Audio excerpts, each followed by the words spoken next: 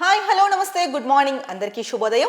News top morning headlines కి స్వాగతం. ఆంధ్రప్రదేశ్ ప్రధాన దినపత్రికల్లో వచ్చిన ముఖ్యాంశాలను ఒకసారి చూస్తే ముందుగా ఈనాడులో ప్రధాన బ్యానర్ ఐటమ్గా ప్రతిభకే పట్టం, 9 వర్సిటీలకు ఉపకులపతులను నియమించిన ప్రభుత్వం, సామాజిక వర్గాలు ఉన్నత విద్యావంతుల సమతూకం, రాష్ట్ర చరిత్రలో మొదటిసారి ఎస్టీ ఎరుకల మహిళ ఎంపిక. సో మొత్తానికైతే కనుక రాష్ట్రంలో అంటే 9 యూనివర్సిటీలకైతే కనుక వీసీలను నియమించింది ప్రభుత్వము. సామాజిక వర్గాలు అలాగే ఉన్నత విద్యావంతులని అంటే బ్యాలెన్స్ చేసి 9 యూనివర్సిటీలకైతే కనుక వీసీలను నియమించడం జరిగింది. మొట్టమొదటిసారిగా రాష్ట్ర చరిత్రలోనే ఎస్టీ ఎరుకల వర్గానికి చెందిన మహిళనైతే కనుక వీసీగా నియమించారు అని చెప్పేసి వార్త ఇచ్చారు. ఇక అలాగే కొత్త అంటే యూనివర్సిటీలకి కొత్త వీసీలని ఎవరినైతే నియమించారో 9 మంది ఫొటోస్ని కూడా ఇక్కడ ఇచ్చారు. ఏది ఏమైనా ప్రతిభకే పట్టం కట్టారు. అంటే 9 యూనివర్సిటీలకు అయితే కనుక వీసీలను నియమించడం జరిగింది. ఓవరాల్గా చూసుకుంటే రాష్ట్ర చరిత్రలో ఎప్పుడూ లేని విధంగా ఎస్టీలో అయితే కనుక ఒక మహిళకి వీసీగా నియమించడం జరిగింది అని చెప్పేసి ప్రధాన వార్తగా ఇచ్చారు. ఇక మరో ముఖ్యమైన వార్త చూసుకుంటే ఉపాధి పనుల్లో పందికొక్కులు, 5 ఏళ్లలో 856 కోట్ల గోల్మాల్, వైకాపా నేతలతో అధికారుల కుమ్మక్కు, దొంగ మస్టర్లు, బోగస్ పనులతో దోపిడీ, చాలా చోట్ల రికార్డులు మాయం, సామాజిక తనిఖీల్లో వెలుగులోకి. అయితే ఉపాధి హామీ పనులు ఏవైతే ఉన్నాయో దీంట్లో అవినీతి జరిగింది అని చెప్పేసి ప్రధాన వార్త ఒకటి వచ్చింది. గత 5 ఏళ్లలో అంటే వైసీపీ హయాంలో అయితే కనుక 856 కోట్ల గోల్మాల్ జరిగింది. ఇక వైకాపా నేతలు కొంతమంది ఎవరైతే ఉన్నారో వాళ్ళు ఈ అధికారులతో కుమ్మక్కై దీనికి ఈ అవినీతికి పాల్పడడం జరిగింది. ఇక దొంగ మస్టర్లు, బోగస్ పనులతో అయితే కనుక దోపిడీ చేశారు. అలాగే చాలా చోట్ల దీనికి సంబంధించిన రికార్డులు కూడా లేవు, మాయం చేసేశారు అని చెప్పేసి చెప్తున్నారు. ఇక ఈ విషయాలన్నీ కూడా అంటే సామాజిక తనిఖీల్లో ఈ విషయాలన్నీ వెలుగులోకి వచ్చాయి అని చెప్పేసి ఇచ్చారు. ఏది ఏమైనా ఉపాధి హామీ పనులు అనేది ప్రతి గ్రామాల్లోనూ పట్టణాల్లోనూ ఎవరైతే ఉపాధి లేకుండా ఉంటారో వాళ్ళ కోసం కేటాయించిన పథకం ఇది. సో దీని ద్వారా చాలా మంది ఉపాధి పొందుతున్నారు. మరి ఇలాంటి ఉపాధి హామీ పథకంలో కూడా ఎవరైతే గత ప్రభుత్వంలో వైసీపీ నేతలు ఉన్నారో వాళ్ళు అధికారులతో కుమ్మక్కై దాదాపు 856 కోట్ల గోల్మాల్ జరిగింది అంటే కనుక ఎంత అవినీతి జరిగిందో స్పష్టంగా తెలుస్తోంది. అలాగే దానికి సంబంధించిన అంటే చాలా చోట్ల వాటికి సంబంధించిన అంటే ఆ పనులు ప్రతి చోట జరుగుతాయి కదా, చాలా చోట్ల వాటికి సంబంధించిన ఆ పనులకు సంబంధించిన రికార్డులు కూడా లేవని చెప్తున్నారు. సో సామాజిక తనిఖీల్లో ఈ విషయాలన్నీ వెలుగులోకి వచ్చాయనేసి ప్రధానంగా చెప్తున్నారు.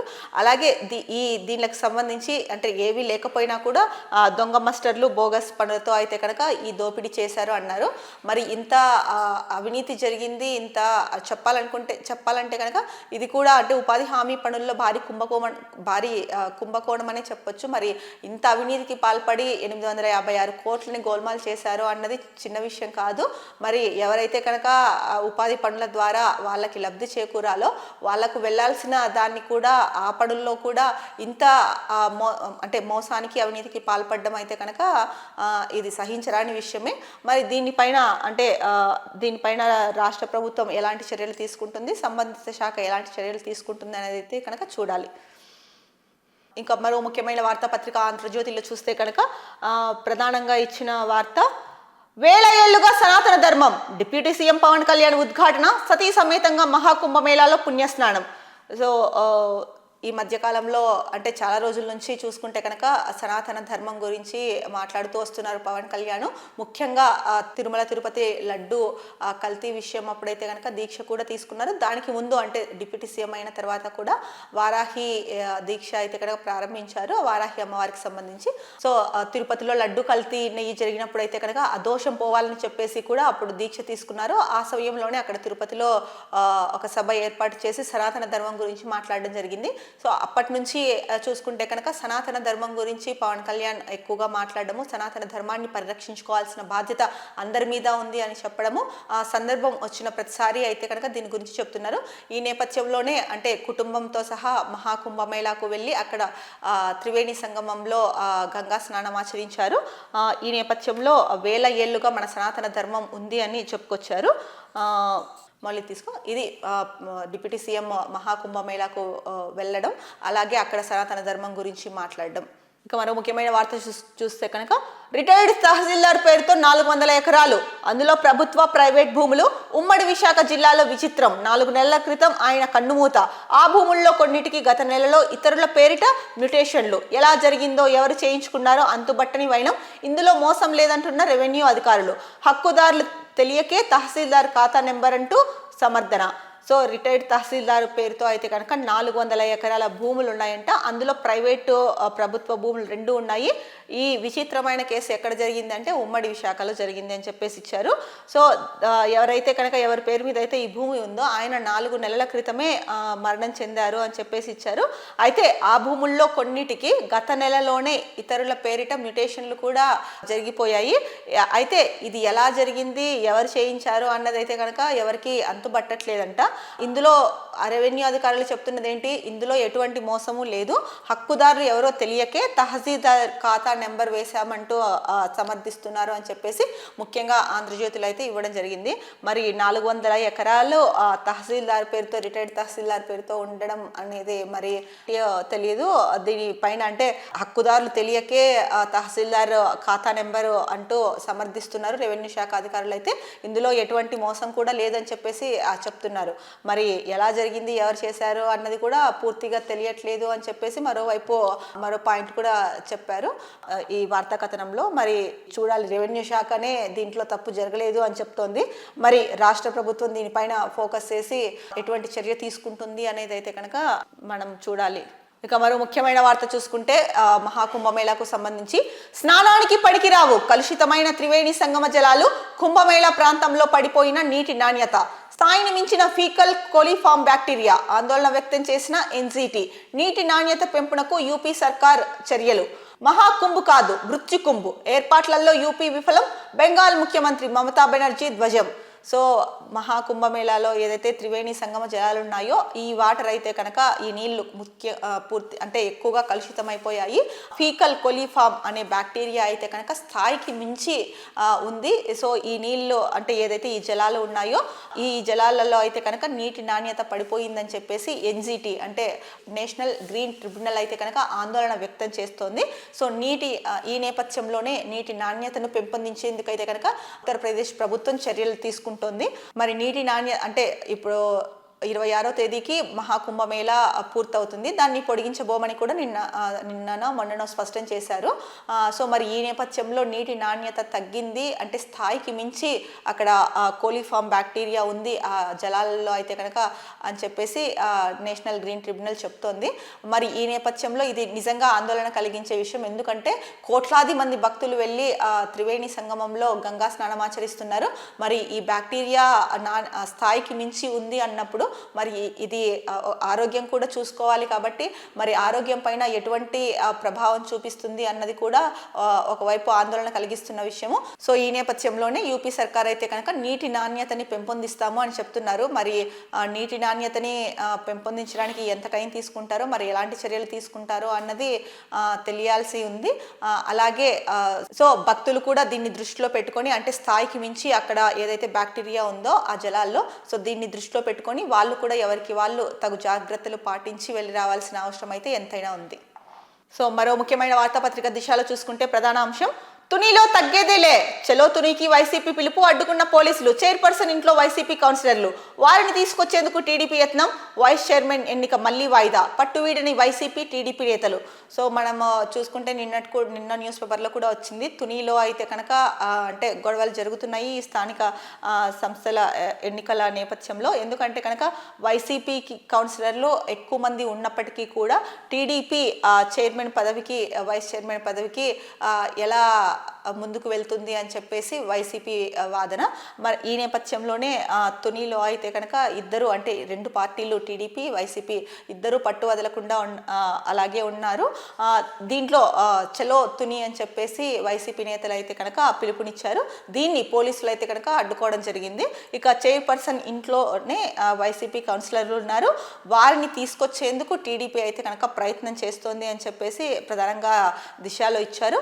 ఇక వైస్ చైర్మన్ చైర్మన్ ఎన్నిక అయితే కనుక మళ్ళీ వాయిదా పడింది. ఎందుకంటే కనుక సంఖ్యాబలం చూసుకుంటే కనుక వైసీపీకే ఎక్కువ ఉందని చెప్పేసి వైసీపీ చెప్తోంది.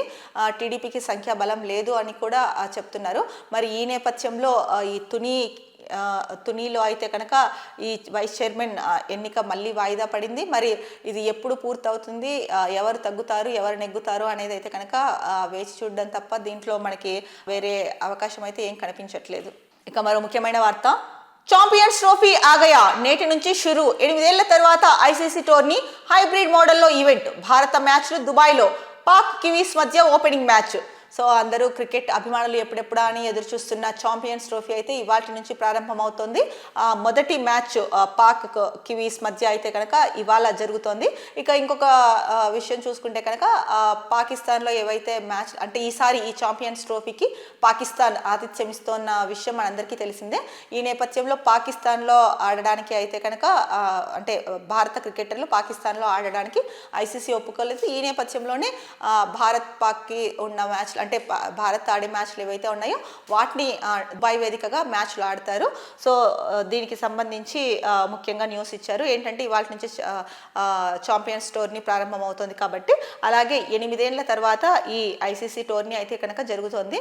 సో ఈ నేపథ్యంలోనే అందరూ అంటే క్రికెట్ అభిమానులు ఇంత ఆసక్తిగా ఇంత ఈగర్గా ఎందుకు ఈ ఛాంపియన్స్ ట్రోఫీ మీద ఆసక్తి చూపిస్తున్నారు. అలాగే చాలామంది అంటే ఈ క్రికెట్ అనలిస్టులు కానీ వీళ్ళందరూ కూడా ఎందుకు దీనిపైన ఇంత ఆసక్తిగా ఉన్నారు అంటే 8 ఏళ్ల తర్వాత ఐసీసీ టోర్నీ నిర్వహిస్తోంది. ముఖ్యంగా దీంట్లో మరి భారత్ ఎలా అంటే భారత్ విజయం సాధించాలనేసి అందరూ కోరుకుంటున్నారు. దీనికి ముందు ఇంగ్లాండ్తో జరిగిన వన్డే సిరీస్లో అయితే కనుక భారత్ ఫామ్లో ఎవరైతే కనుక అంతకుముందు మ్యాచ్ల్లో ఫామ్లో లేరు పేలవ ప్రదర్శించారు అని కొంతమంది మీద వ్యాఖ్యలు వచ్చాయో వాళ్ళు ఇంగ్లాండ్తో జరిగిన 3 వన్డేల సిరీస్లో అయితే కనుక ఫామ్లోకి వచ్చి బాగా ఆడి ఛాంపియన్స్ ట్రోఫీకి ముందు అయితే కనుక అంటే అభిమానులకి బూస్ట్ ఇచ్చారు. సో ఈ నేపథ్యంలో ఈ ఐసీసీ ఛాంపియన్స్ ట్రోఫీలో అయితే కనుక భారత్ ఘన విజయం సాధించాలనేసి అందరూ కోరుకుంటున్నారు. అలాగే న్యూ స్టాఫ్ తరఫున కూడా భారత్ ఛాంపియన్స్ ట్రోఫీలో ఘన విజయం సాధించాలని కోరుకుంటోంది. ఇక మరో ముఖ్యమైన వార్త చూసుకుంటే కనుక ఆహ్వా వహ్వా రాష్ట్రానికి గ్రోత్ ఇంజన్గా ఈ రంగం నిలవాలి. టెక్నాలజీ వాడకంతో అద్భుత ఫలితాలు. 30% గ్రోత్ రేట్ సాధ్యమే. ప్రకృతి సేద్యంతో ప్రపంచవ్యాప్తంగా ఆక్వా ఉత్పత్తులకు డిమాండ్. 10 లక్షల ఎకరాల్లో ఆక్వా సాగు లక్ష్యాన్ని చేరుకునేందుకు ప్రభుత్వం ప్రోత్సాహం. ఆక్వా టెక్ 2.0 సదస్సులో సీఎం చంద్రబాబు నాయుడు.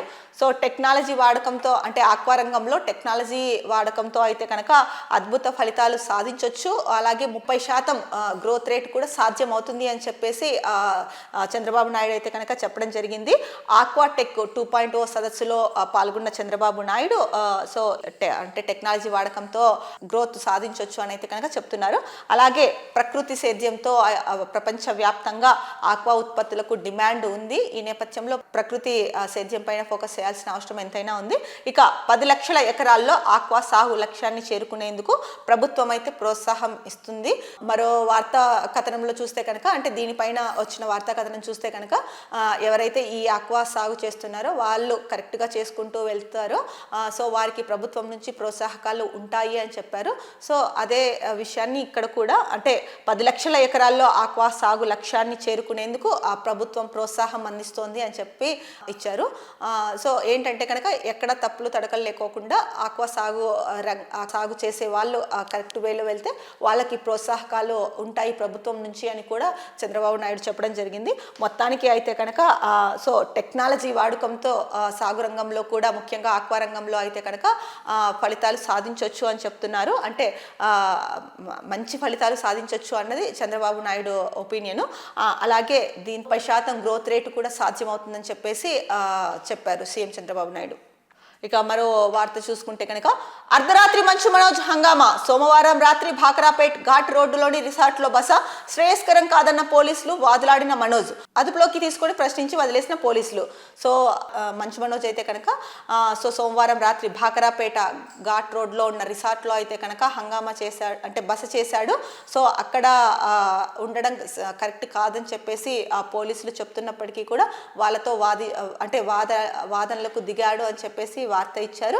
అలాగే మనోజ్ని అదుపులోకి తీసుకొని ప్రశ్నించి ఆ తర్వాత మనోజ్ని అయితే కనుక వదిలేయడం జరిగింది. చూసుకుంటే గత కొద్ది రోజులుగా అంటే అంటే కుటుంబ గొడవలతో మనోజ్ అయితే సతమతం అవుతున్నారు అని చెప్పొచ్చు. సో అలాగే ఆ తర్వాత జరిగిన ఇన్సిడెంట్స్ అవ్వచ్చు, ఇవన్నీ అవ్వచ్చు, వరుసగా మనకి తెలిసిందే మనోజ్ ఫ్యామిలీలో ఏం జరిగింది అన్నది. సో ఇది కూడా కొంత మనోజ్ మీద అంటే తీవ్ర ప్రభావమే చూపించింది. ఎందుకంటే మనోజ్ని వేరుగా చేసి చూస్తున్నారు అన్న వాదన అయితే కనుక మనోజ్ అభిమానుల్లో వచ్చింది ఆ సమయంలో. దీనికి సంబంధించి ఇటీవల కాలంలో కూడా ఒక మూవీ ఈవెంట్లో పాల్గొన్నప్పుడు మంచు మనోజ్ కీలక వ్యాఖ్యలు చేసిన సంగతి కూడా మనకు తెలిసిందే.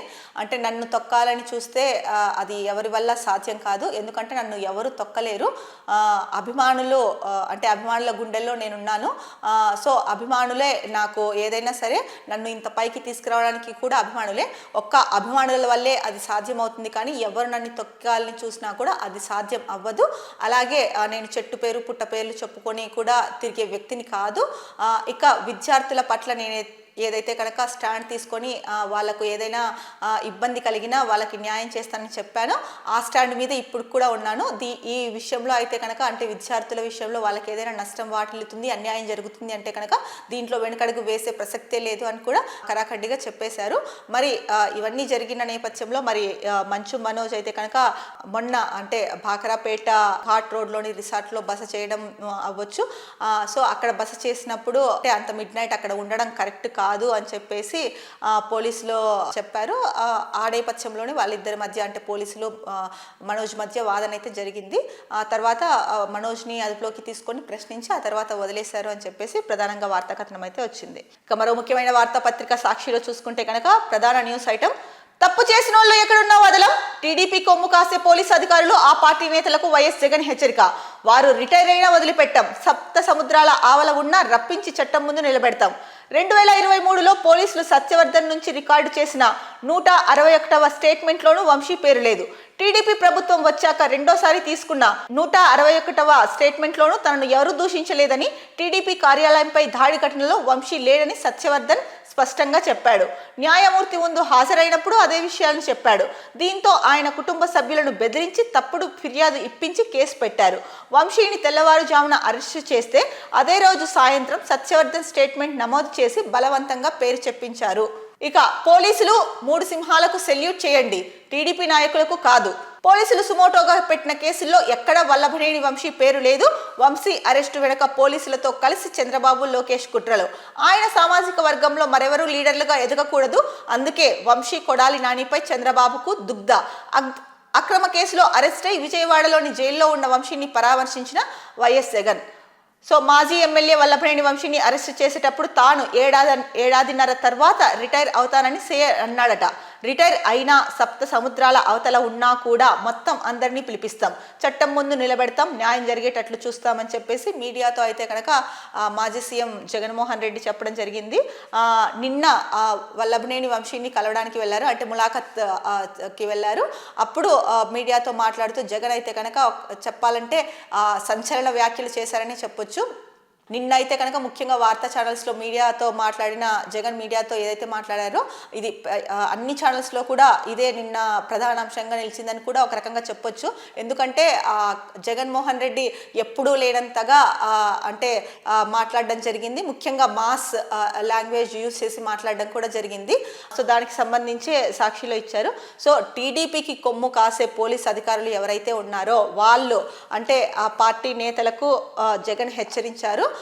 ఏమనంటే మీరు రిటైర్ అయినా సరే, సప్త సముద్రాల అవతల ఉన్నా సరే, మేము అధికారంలోకి వచ్చిన తర్వాత మీరు ఎక్కడున్నా సరే పిలిపించి మిమ్మల్ని అయితే కనుక విచారిస్తాము, చర్యలు తీసుకుంటాము అని చెప్పేసి గట్టిగా చెప్పారు.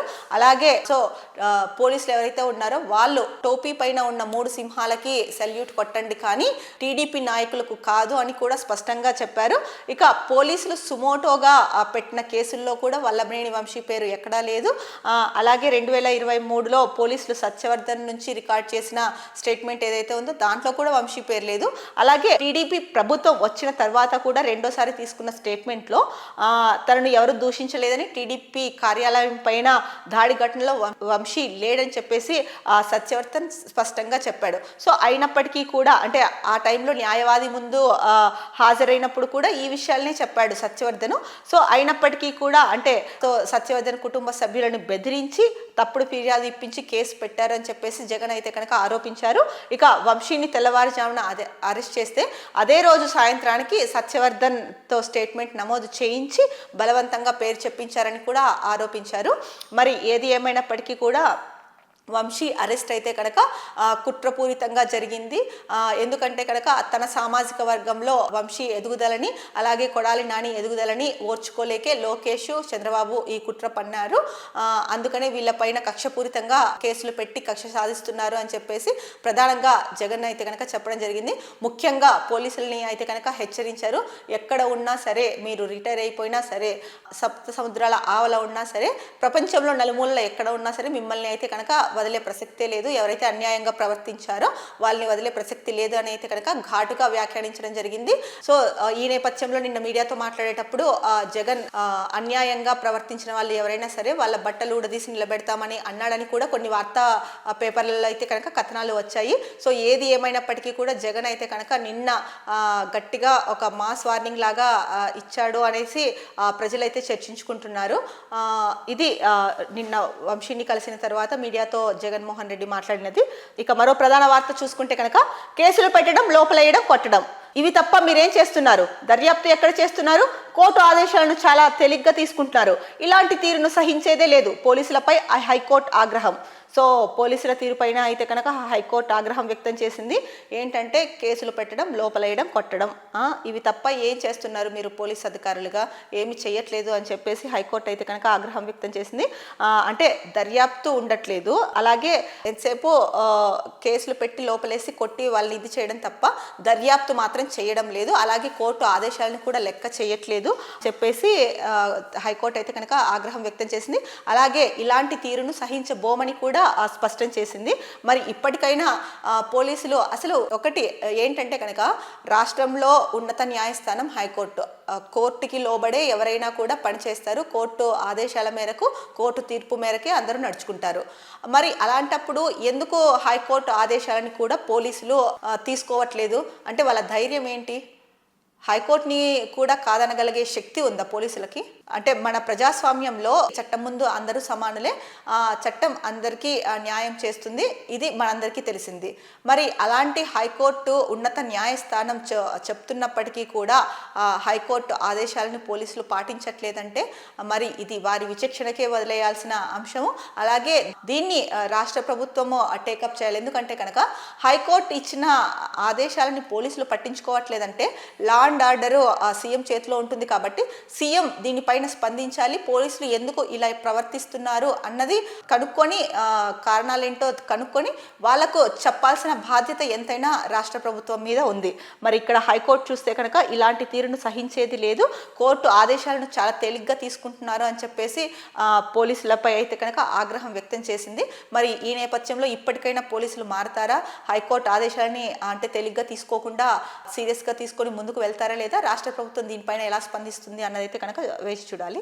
మరో ముఖ్యమైన వార్త, మహిళల కోసం 6 నెలల్లో క్యాన్సర్ టీకా వ్యాక్సిన్ పై పరిశోధనలు తుది దశకు చేరుకున్నాయి. కేంద్ర ఆరోగ్య శాఖ మంత్రి ప్రతాప్ రావ్ జాదవ్ వెల్లడి. సో మహిళలకు అంటే ఎవరైతే గర్భాశయ క్యాన్సర్, రొమ్ము క్యాన్సర్తో బాధపడుతున్న మహిళలు ఉన్నారో ఈ గర్భాశయ క్యాన్సర్, రొమ్ము క్యాన్సర్కి సంబంధించి ఒక టీకా అయితే కనుక రాబోతోంది, ఒక 6 నెలల్లో వస్తుంది అని చెప్పేసి వార్త ఇచ్చారు. దీనిపైన అయితే కనుక ఇంకా అంటే ఇది పరిశోధనలు జరుగుతున్నాయి. ఆ పరిశోధనలు తుది దశకు చేరుకున్నాయి. ఇంకో 6 నెలల్లో వచ్చే అవకాశం ఉందని చెప్పేసి కేంద్ర ఆరోగ్య శాఖ మంత్రి మంత్రి ప్రతాప్ రావు జాదవ్ అయితే కనుక తెలిపారు. సో ఇది నిజంగా ఈ టీకా కనుక అందుబాటులోకి వస్తే కనుక సక్సెస్ అయ్యి అందుబాటులోకి వస్తే కనుక చాలా మంది అంటే లక్షలాది కాదు కోట్లాది మంది మహిళలకు మంచిదని చెప్పొచ్చు. ఎందుకంటే ఎక్కువగా క్యాన్సర్లో మహిళల్లో చూసుకుంటే కనుక గర్భాశయ క్యాన్సరు, రొమ్ము క్యాన్సరే అధికంగా ఉంటుంది అని చెప్పేసి మనం గతంలో చాలా వార్తలే చూసాము. మరి ఈ నేపథ్యంలో ఈ టీకా అందుబాటులోకి వస్తే కనుక చాలా మందికి ఇది చాలా ఉపయోగకరంగా ఉంటుంది. ఇది సాక్షిలో వచ్చిన ప్రధాన అంశాలు. సో ఆంధ్రప్రదేశ్కి సంబంధించిన ప్రధాన వార్తాంశాలను చూసాము. రేపటి న్యూస్ టాప్ మార్నింగ్ హెడ్లైన్స్లో మళ్ళీ కలుద్దాం. అంతవరకు సెలవు. నమస్కారం. Be happy, stay strong, stay healthy.